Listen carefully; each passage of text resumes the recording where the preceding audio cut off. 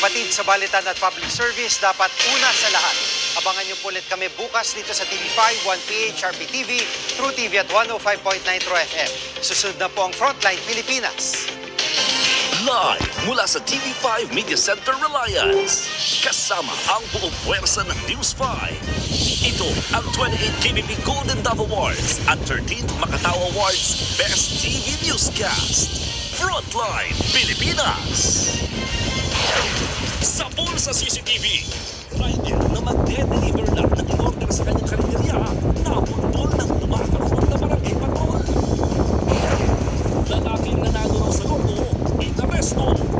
Kubra na sana ng premyo, nang madiskubre isa pala siya manloloko.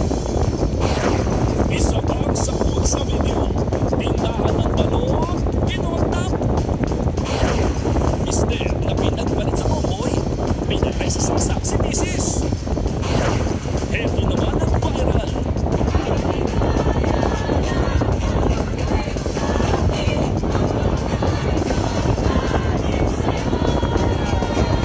Mga kabatang kumanta ng grupang hinirang sa rave party, pinakte ng batikos.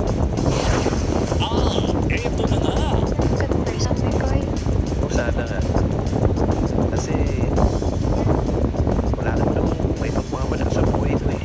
Pilot episode ng A Secret in Prague dito sa TV5. Pagpelikula sa ganda ng production at galing ng mga bida.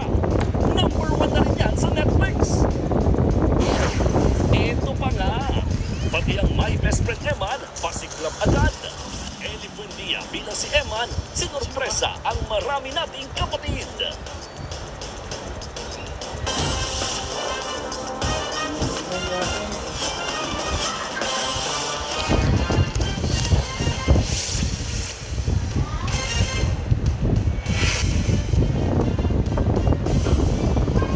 Kapapasok lamang pong balita, pinagbabaril ng riding in tandem ang isang sasakyan sa kanto ng Timog Avenue at EDSA sa Quezon City.